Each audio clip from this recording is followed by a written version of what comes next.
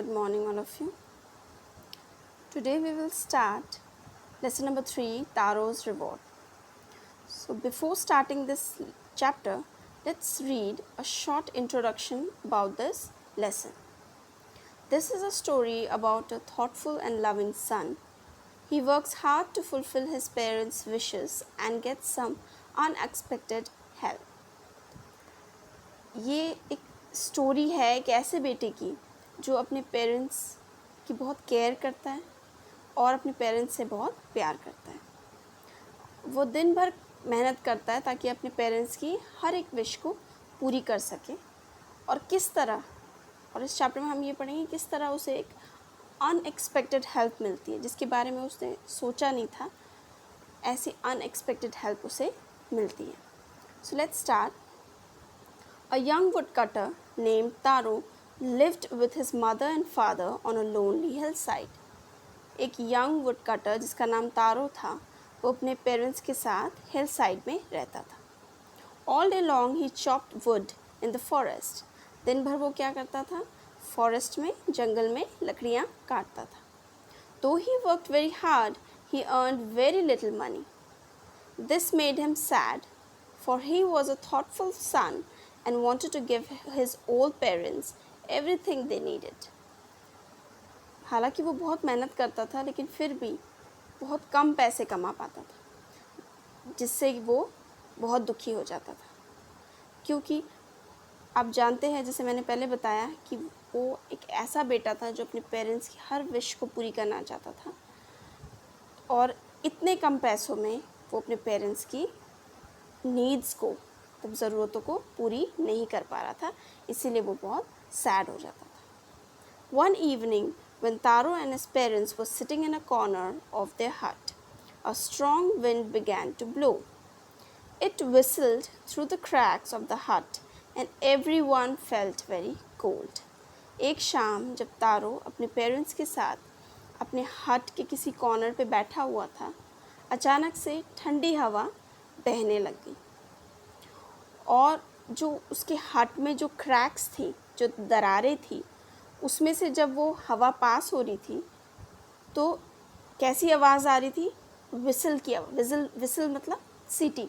सीटी कोई मारता है तो वैसी वाली आवाज़ उस क्रैक से जब वो हवा पास हो रही थी तो विसल की आवाज़ आ रही थी और वो तीनों हट के अंदर बैठे हुए थे वो पूरी तरह ठंडे हो गए थे। Suddenly, Taro's father said, I wish I had a cup of fake. It would warm me and do my old heart good. अचानक से तारो के फादर ने एक विश जाहिर की कि काश वो एक कप फेक का पी पाता, है ना, ताकि उसकी बॉडी गर्म हो जाती और उसका हार्ट अच्छे से काम कर पाता। तो बच्चों यहाँ पे जो वर्ड है ना SAKE, सेक, तो इसको हम कैसे प्रोनाउंस करेंगे? Fake, FAKE, fake. ठीक है, प्रोनाउंस हम फेक करेंगे लेकिन जब हमने लिखना है तो SAKE, सेक ही इस तरह से ही लिखा जाएगा। ठीक है, तो फेक का मतलब क्या है? फेक क्या होती है? एक जापानीज़ ड्रिंक होती है, ठीक है, जो कि बहुत ज़्यादा एक्सपेंसिव होती है, बहुत ज़्यादा महंगी होती है। तो उसके फादर ने उस फेक को पीने की इच्छा जाहिर की। This made Taro sadder than ever, for the heart-warming drink called fake was very expensive. इससे तारो और दुखी हो गया क्योंकि वो जो फेक था वो बहुत महंगा था और उसके पास इतने पैसे नहीं थे कि वो इतना महंगा फेक खरीद पाता। How do I earn more money? He asked himself. How do I get a little fake for my poor old father? He decided to work harder than before. अब वो अपने आप से सवाल करने लगा कि कैसे मैं और पैसे कमाऊं और कैसे मैं अपने बूढ़े बाप को फेक ला के दूँ। और फाइनली उसने क्या डिसाइड किया कि वो और मेहनत करेगा और अपने फादर की इच्छा पूरी करेगा। Next morning taro jumped out of bed earlier than usual and made his way to the forest. अगली सुबह तारो और जल्दी उठा और फॉरेस्ट की तरफ चला गया। He chopped and cut as the sun climbed, and soon he was so warm that he had to take off his jacket. और उसने वहाँ जंगल में जाके क्या किया, लकड़ियाँ काटना शुरू किया, पहले और दिन से और जल्दी काटना शुरू किया। और जैसे ही सूरज उगा और उसे गर्मी लगने लगी और वो इतना गर्म हो चुका था कि उसे अपनी जैकेट उतार के साइड में रखनी पड़ी। His mouth was dry and his face was wet with sweat.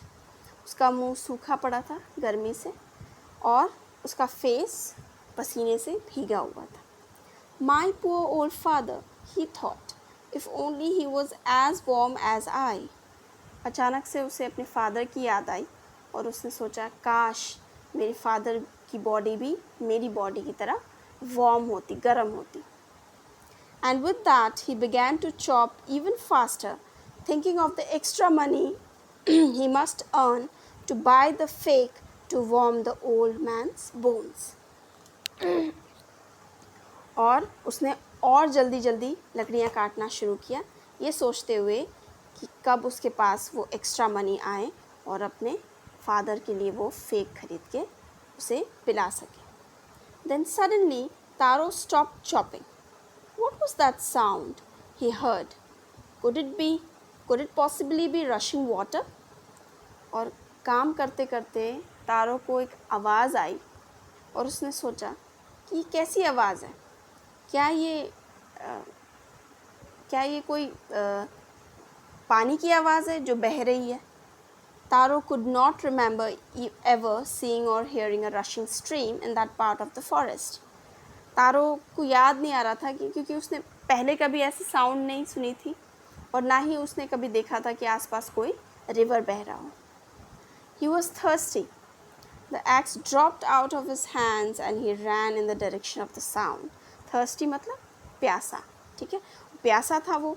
और उस आवाज़ से क्या हुआ, उसके हाथ से वो जो कुल्हाड़ी थी, एक्स थी, वो हाथ से नीचे गिर गई और वो जिस डायरेक्शन से साउंड आ रहा था उस डायरेक्शन में वो भाग गया। Taro saw a beautiful little waterfall hidden behind a rock. Taro ने क्या देखा कि रॉक के पीछे, पत्थरों के पीछे एक वाटरफॉल बह रहा है, एक झरना बह रहा था। Kneeling at a place where the water flowed quietly, he cupped a little in his hands and put it to his lips. अब नीलिंग मतलब घुटने नीचे रख के, ठीक है, घुटने नीचे रख के उसने हाथ से पानी लिया और अपने मुंह में लगाया, मतलब उसने पानी पिया। Was it water or was it sake? He tasted it again and again, and always it was the delicious fake instead of cold water. अब वो उसने अपने आप से सवाल किया कि क्या ये पानी है या फेक है, और इस चीज़ को कंफर्म करने के लिए वो बार बार उसको पीने लगा और बार बार उसको यही पता चला कि क्या था, फेक था, डिलीशियस फेक। डिलीशियस मतलब टेस्टी।